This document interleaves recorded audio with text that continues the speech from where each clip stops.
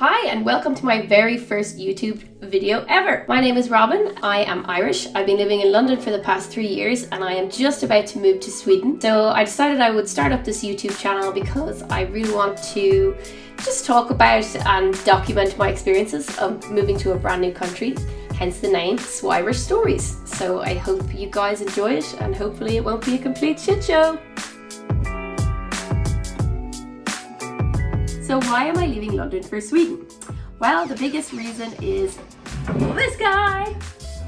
Oh.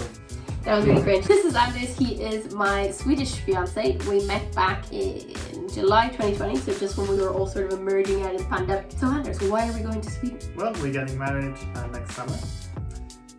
And yeah, for me it was always the plan to move back to Sweden and settle down at some point. As for me, I never saw myself living long term in London. It was always just a kind of in between. I was going to go off, live my big city dream for a while and then find something else. I was never sure when I first moved to London what that long term plan would be. But then when I met Anders, I was like, Sweden seems pretty good. Maybe I'll go there. Also, both of us, we're kind of done with city life and we didn't want to settle down in England because neither of us are from here. So that's why we're like, okay, there's two options. We either go back to Ireland or we go back to Sweden. So in this video, I'll talk through the reasons why we decided to go to Sweden over Ireland and why we are leaving London specifically right now at this moment in time. So why do I think leaving London right now is the best plan? Well, I kind of think that everybody should live in a big city at one point in their life. It's great, especially when you're young, when you're going out, you know, all that typical stuff where it's like, I'm gonna go find myself in a big city and it's gonna be great. And it's great having everything on your doorstep, whether it's like tons of entertainment options, all of your mates are in close proximity, you get to meet loads of people from different cultures. And I think London is really great in that respect. Like, it's a great place to just explore and find so many different things. And I really enjoyed my time here, even though a lot of it was stuck inside because of the pandemic, etc, etc. But I did also get that flip side and I got to really enjoy it. I did my master's here, I met loads of people from all over the world. However, on the flip side of living in any big city, as I'm sure anybody who's lived in a big city knows, is that there are just as many downsides as there are good sides, and not everyone, but most of us kind of get sick of that at one point and move away from the big city. So I think for me, the things that are most kind of getting to me at this point are, I hate that I can't open a window in my own flat and just enjoy peace and quiet. Like, I open the window and I hear Chantel screaming at her boyfriend Dave down the road at like 2 in the morning. Or I walk outside my flat and I don't live in a nasty area. Like, I live in Battersea, which is fairly nice by most people's standards. And yet I walk out and every day I'm greeted by the sight of discarded chip boxes, cans, bottles, all that sort of stuff. Like, nobody has any pride in their neighborhood whatsoever here. It's always just rank out on the streets. Frequent sights that I'll be greeted with, like I'll be walking down just to go to the local shop and I'll see Gary on the side of the road with his six-pack just vomiting into the street with abandon. Nobody bats an eyelid. Or there's the unfriendliness aspect, and when I say, like, everybody knows in a big city, like, people, they have tunnel vision and they don't have eyes for anyone else when they're walking and they won't say hello and all the rest of it. And I think that's fine, but one side that I don't like is that there's a lot less kindness as well. So if you see somebody who might be in trouble, whether it's like an old person who's falling over, nobody's gonna stop and help them because they don't know if that person's weird or whatever. So I don't like that there's that lack of kindness as well in London. One that really gets to me. People always laud London for its beautiful green spaces, and I'm not going to take those away from London. There are some beautiful parks and lovely places to go and visit, but what I hate is that the access to nature is, you have to make a thing out of it. You can't just casually be like, oh, I'm going to go outside and get some fresh air. Like, it's a mission to go get the fresh air. You have to plan in advance, even if it's only like an hour or whatever. You still have to plan it, and you go out and you arrive. So for me, like, my local green space would be Battersea Park, which I love, but the downside of going to Battersea Park, you go there and so has everybody else in the neighborhood. You can never go and get just some quiet time to yourself. It's always, you rock up and there's about 17,000 other people there. So you go and you can enjoy it, but you will have to listen to screaming children. There will be a lot of noise, there'll be pollution, there'll be, you know, it's just not great.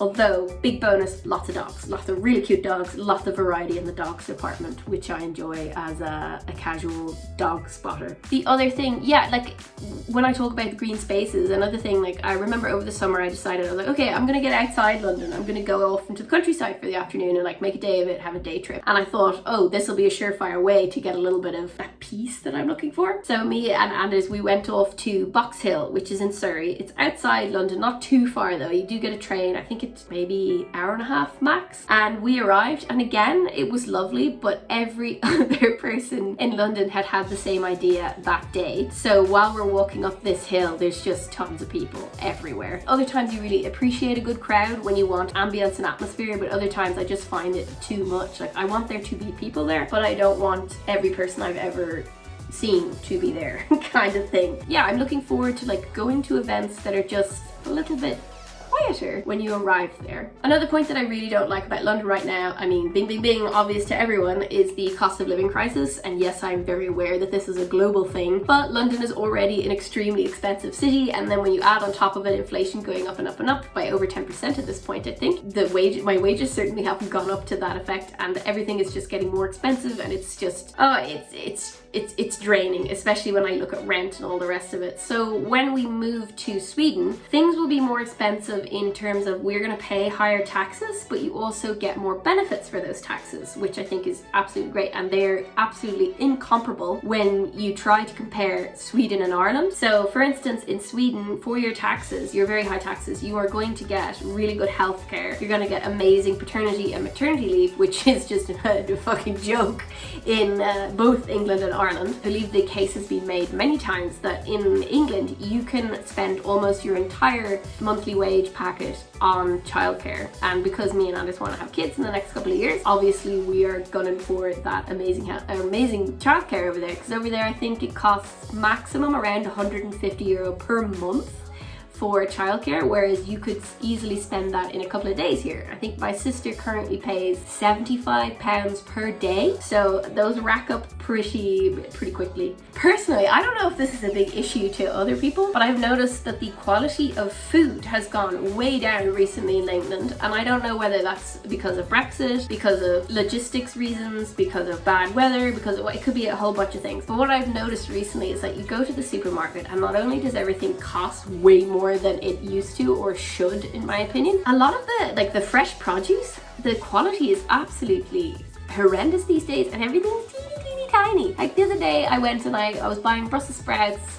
There's a few different items that I just noticed were absolutely midget sized compared to what you would get normally. So I got Brussels sprouts, and they were like itty bitty ones. I bought lemons, which were the size of limes, and they were like absolutely stuffed with seeds. So it's like, not only have I got this shitty tiny lemon, it's also almost unusable because it's so stuffed with seeds. Midget apples, again, like I will include a picture for scale where my thumb is next to this teeny tiny apple. So I get like half the size of a regular apple, but the price is double. So that's really annoying me, just the quality. And again, like I live in a nice area of London. I have access to multiple different big brand grocery shops, whether it's like we have a big Lidl near us, a big Asda, we have a smaller Tesco and Sainsbury's, but they're there. And then we have a really fancy Marks and Spencer's and a Waitrose. And it's not that you can't find good stuff, you can, but you'll have to shop around between, like, oh, I know that M&S is really good for apples, whereas you can't go to Lidl for that. You can't just get everything you want in one shop. You have to kind of go around if you want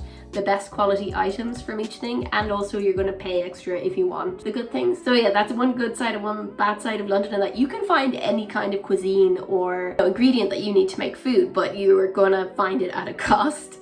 So that's annoying.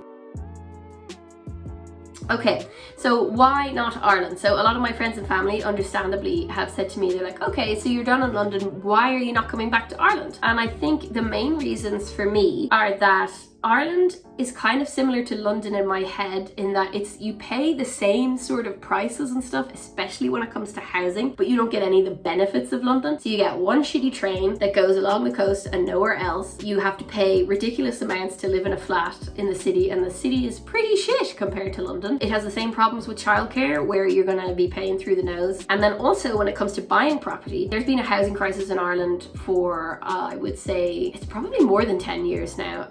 Yeah, it is more than 10 years because it kind of started when this recession started. If I was to buy a property in the neighborhood that I grew up, I would be looking at, so the average price of a house there, like we looked it up just to compare between Sweden and in Dublin where I grew up, and it's like for a shitbox tiny house you are looking at close to $1 million. If you wanted like a nice 3-bed house, it is 1.5 million easily, at least. So there's absolutely not a snowball's chance in hell that I would be able to live in the town where I grew up. So if I was to buy in Ireland, I would either have to live way outside of the city in some commuter town, or I think the only other way I would be happy is buy up some like beautiful countryside piece of real estate, but then I'd have to live out in the middle of nowhere, which yeah, it's lovely for like a holiday home, but I wouldn't want to live out in the middle of nowhere for my day-to-day living. So those are the main reasons why I'm not going back to Ireland, but I just think it doesn't offer much for young people who are trying to start a family,